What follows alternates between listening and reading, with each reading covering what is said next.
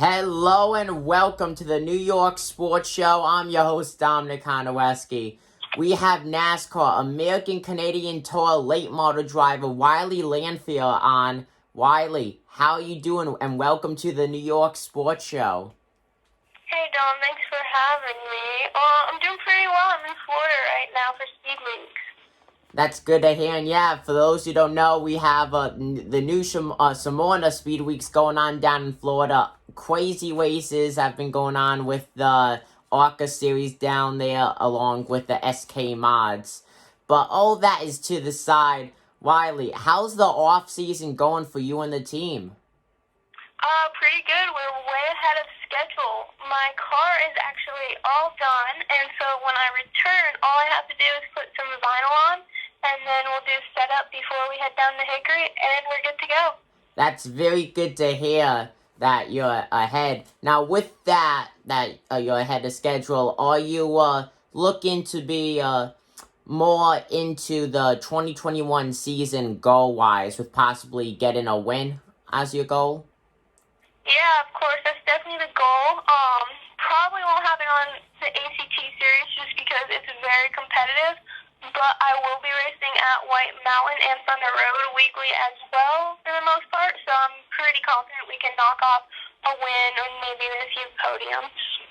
That's good to hear. Good luck on that. Now, like you just said, you do race weekly as well, so how hard is it to keep up with the ACT series and racing weekly on the side? Yeah, it's pretty difficult, especially financially-wise. I don't really have a ton of sponsors, and then with COVID, the pandemic really hit some sponsors really hard, so they haven't been able to help out. But yeah, for the most part, it's pretty difficult just staying on top of things, and then as well, hoping you don't crash out so we can make the next show the following week. Yeah, that's the thing about racing. You never know what's going to happen on any lap or any second of just a single lap. It's crazy. And now you drive the number 21. You put something funny on the back of your car pertaining to COVID. Keep back 6 feet. What made you think of that? Well, there's not really a lot of respect towards me out on the track. Maybe it's because I'm a girl, also younger. That definitely plays a part. But, it didn't really work. They didn't really stay back 6 feet, so that's kind of a bummer. But also kind of playing along with COVID, I thought it was funny. Yes. Well, it definitely brought your car and your team attention 100%. Now, your car number, the number 21, is there anything behind that? Yeah, so Kyle Larson was my favorite driver growing up, and he was number 42. But I didn't want to take his number because that would just be like copying, so I just split it in half and got 21. That is some good math right there, folks. Now, Reilly, what is, you've done a lot of races. What is your biggest memory, I guess you could say, your most memorable race? Oh, gosh. Probably have a couple. At Waterford in 2018, just the entire left side of my car got ripped off, and I had no idea throughout the whole race until I put my arm out the window and they're yellow, and I just felt that I didn't have a door. Wow. That was pretty cool. It was also a pretty good race.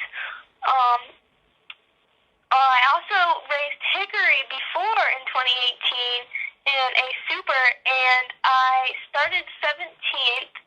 I lost a clutch throughout the race, and you have to shift on the starts, which you don't do in ACT, so I had no idea what I was doing to begin with, and then I didn't have a clutch, so they were walking me through on the radio how to do that on the restart. And then also in that race, I had a pass-through penalty because some guy kept trying to chop me, and I got sick of it, so I just sent him around, and I had to do my pass-through penalty.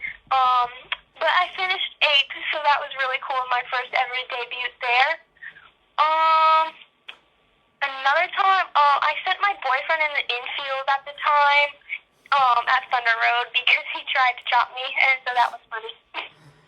What? I don't know where to pick up from there.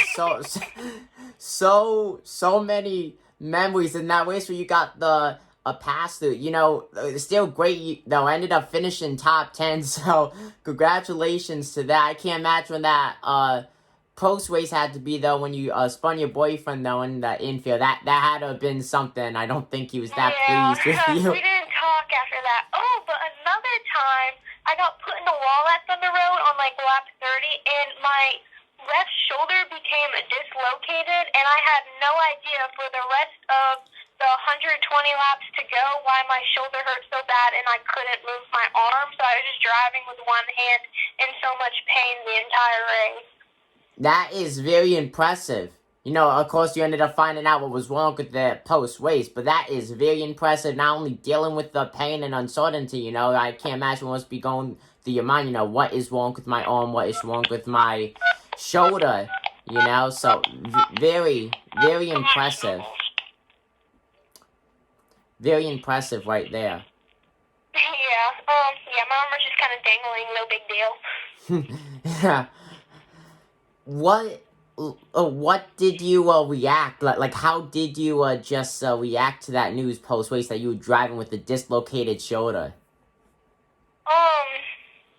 Yeah, I just got out of the car and I was like, man, my shoulder really hurts. Don't know why. But I also was treated before heat exhaustion, so they took me to the ER anyways, and I kept complaining that my shoulder hurt, so they took x-rays, and they're like, oh, yeah, it's dislocated. Wow, what a story that is. You know, not only a dislocated shoulder, but heat exhaustion, too. We see that take out drivers even in the Cup Series. It gets so hot in the cars. Now, for those who have never raced in a late model or super late model, how do you describe it being? Yeah, you don't really feel it at first about, like, how hot it is until, like, you're under yellow and you're like, wow, I am sweating a ton. It's, like, it's very humid inside the car, also because you're sweating so much with the heat, so that just makes it worse. And, you know, I have this really long hair, it's just not helping out the situation with the heat. Now, Reilly, what do you feel like you have to do to achieve your goals, whether it's in the weekly series or in the ACT? I feel like at this point I need to earn the respect from other drivers. I feel like that is my biggest downfall. I mean, there's just events that happen during races that are just dumb, and it really stinks, and there's really no reason for it. Because I know other drivers don't really get treated the same way as I do. So I think that's the biggest downfall, and so I'm really hoping to earn respect. I feel like we got there a little bit last year towards the end, where it would really stay up to speed, you know, and, you know, I would get aggressive back. I'm not there to get wrecked every week. I'm there to show up and do as best as I can and try to make a name for myself. That is, I think that is the best that someone could put it. You know, respect really is everything, and you're not going out all the way to the track just to get spun or wrecked every single week. So, hopefully you do on it. You know, I wish you the best of luck with that. Now, off the racetrack, a lot of drivers use iRacing to help sharpen up their skills. Are you an iRacer? I do iRace from time to time. Usually just kind of practice by myself. Don't really like to do like the big races with other people. If I do, I go under my dad's account, so it's not my own name. But yeah, me and my friend Ryan Kuhn, we'll go on iRacing and have a private practice session, especially like before Loudon and whatnot. Yeah. Now, what is your favorite track to compete at? My favorite track, I think might be White Mountain, just because that's one of my stronger tracks right now. But we've gotten better at Oxford as well as in Riverside. So, I don't know. I think I might have to go with White Mountain, because I also feel like I'll be getting a trophy pretty soon there. Well, hopefully you do. I wish you the best of luck with that, and that's good to hear that you're getting better at the other tracks.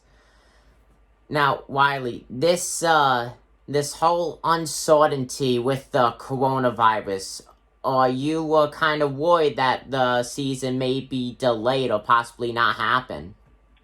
Yeah, I am pretty worried about that. I mean, I want to race. I'm ready to race. But also, just financially wise, I'm a Quickie Driver Development Program semi-finalist. I was last year as well, but COVID put a stop to that, which stinks because you get a large chunk of money if you become a finalist, and that was put to an end. So now, hopefully this year it doesn't get put to an end and they continue, and I hope to be a finalist because that will just, I'm a very underfunded team, so. So, Reilly, you race both in weekly and the ACT tour. What division will you be putting more of a focus towards? I'm definitely putting more of a focus towards ACT. It's a bigger platform, a lot more competition, and I feel like that's where more people watch, I want to say. I mean, that's where there's a bigger platform. That's where your stats are coming in. And, I don't want to just be a one-track wonder. I want to be able to compete and stay up, on the bigger tracks, bigger races, not just a nobody and a local track, Yeah. I'll tell you right now, you are definitely a somebody, nowhere close to a nobody. Is there anything else that you would like to say to the people watching this video? Oh, I don't know, but definitely going to be someone to watch this year, I can tell you that. 100%. Folks, once again, this is American Canadian Tour late model driver, the number 21, Reilly Lanphear. Reilly, thank you for joining us here on the New York Sports Show. Yeah, thank you, Dom, for having me.